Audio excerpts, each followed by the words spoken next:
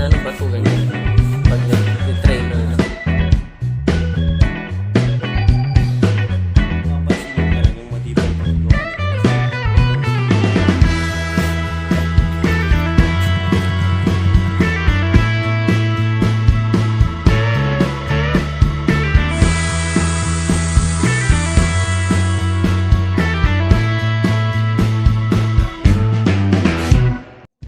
Maraming naglalabasan online na project bike and they turning those puncher bike into a classic build. At isa sa paborito ng masa ang Honda TMX Alpha 125. Dahil di hamak na mas mura, tipid sa gas, at convenient gamitin dahil sa kanyang electric starter. Sa video na ito ipapakita namin sa inyo at magbibigay din kami ng tips paano natin ita-transform ang ating Honda TMX Alpha 125 sa isang solid na Scrambler build. Hi, I'm Dennis from DNG Custom. Kaya anong base bike ginamit natin dito? TMX Alpha 125. Ano siya, Scrambler build. Anong mga major na pinalitan natin? Yung malalaking pinalitan natin dito. Medyo napalaban. Front shocks niya, inverted shocks na yung mga yan. Tapos yung swing arm. Swing arm ng sniper, mono shock na rin siya. Ito yung mga conversion na nangyari sa kanya. Dito sa front part, marami nagtatanong sa online kung paano ba kinakabit. Ano bang ginawa nating technique dito? Dito sa inverted shocks, nagtabas tayo dito ng mismong tipos ng standard na shock. Yun ang nilagay natin dito kasi maliit yung kasama na tipos nitong inverted shocks. Susukat natin kanina, parang natin lahat yan, 30 inch ang taas niya. Dito sa mga sa bracket ng headlight, speed meter, paano ginawa natin dyan? Itong mga bracket na to, fabrication na rin siya. Ginawa na lang namin yan. Para sa holder ng headlight. Pati sa speed meter. Itong handlebar, plug and play ba? O may conversion din dyan. Ito sa handlebar, nagtabas lang kami konti dito para yung hindi siya sobrang taas. Tama na yung height na. Para proportion yung dating niya. Tsaka relax siya. Ganda yun. Dito sa mono shock, sniper yung ginamit. Sniper yung mismong shock niya. Pati itong swing arm niya. Paano yung ginawa natin bracket dito sa taas? Ito, naglagay kami ng flat bar dito para pag anong mismong shock niya. Tsaka holder na din, parang original. Mapapansin nyo, talagang matibay yung pagkagawa nito kasi itong magbibit-bit sa buong swing arm. Tsaka yung play niya maganda. Test natin yung play. Okay ka. Yung play niya. Maganda yung play. Dito sa battery box. Ginawa natin dyan. Ito, gumawa na lang kami ng fabricate na battery box. Nandito na yung battery, yung mga wire, nandito na rin siya. Malinis. Malinis sa likod. Ito, naglagay kami U-bend. Tapos binutasan namin siya para dito sa mismong tail light niya. Nakapasok flexible na tail light. Nandito na lahat. Yung tail light, signal light. Sindingan natin. Sa yung tail light natin. Yung mismong park light niya. Signal light. Left and right signal light. Brake light. Nasa loob siya para iwas tama, hindi mo matatamaan. Sa pantay siya sa mismong Malinis siya tignan. Dito sa may dashboard niya, pakita mo yung speed meter natin na in-install. Yung speed meter natin. Digital na rin siya. Indicate dito. Yung kagandahan dito sa speed meter na to. Nandito na lahat. May yung speed niya, gear. Speed indicator, saka yung gear niya. May Kaya natin RPM na din. mga nagtatanong dyan, hindi natin magagamit yung fuel kasi walang fuel gauge ng mga TMX Pero sa iba pwede. Pwede siya.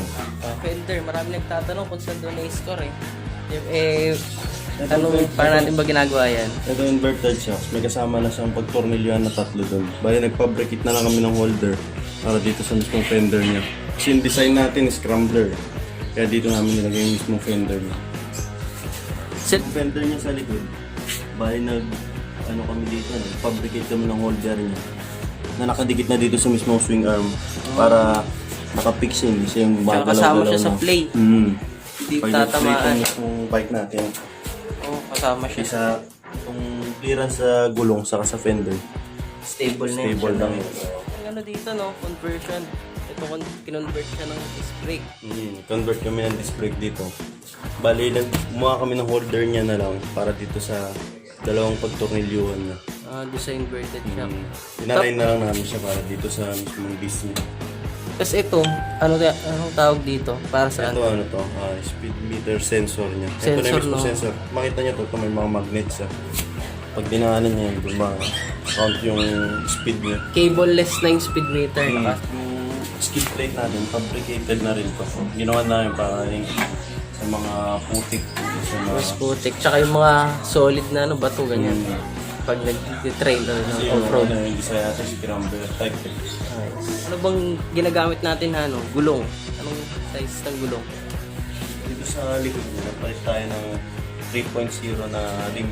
Tapos sa tire niya, 110/90 na power tire. Dual sport siya, pang on-road. So, dito sa harap, 3.0 dito. Pero 3.25 lang yung tire niya. Para mas maliit siya kumpara doon sa likod. tsaka yung limit yata ng front port na to. Sakto siya, pang 3.25. Pansin ko sa build ng DNG, nagpapalinis na isa yung pintura, magandang pintura. Anong pintura pa ginagamit natin? Ito, sa tangke niya, ginamit na natin ito ng pure hansel. Hansel. Primer, to color, and then sa top coat. Kasi binabox lang ng Kasama na yung decals niya dyan sa sa paint. Yes. Pero heat resistant ba yan? Ito, siya, pang makina talaga tong pintura natin dito. Hindi malulusaw to kumpara doon sa mga Pilox na ini-spray lang. Marami pang ibang kinabit gaya nito. Thermal wrap. Tapos yung bullet sensor exhaust. natin, bullet exhaust natin.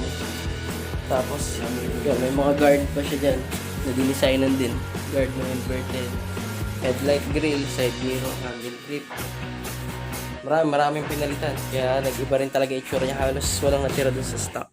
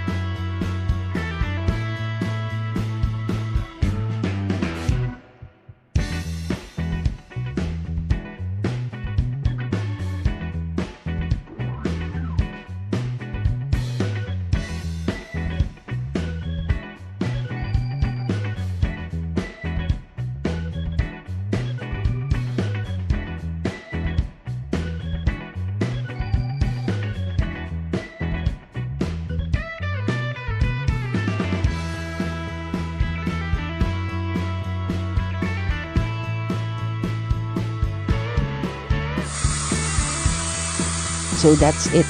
Salamat sa panonood and see you on our next video.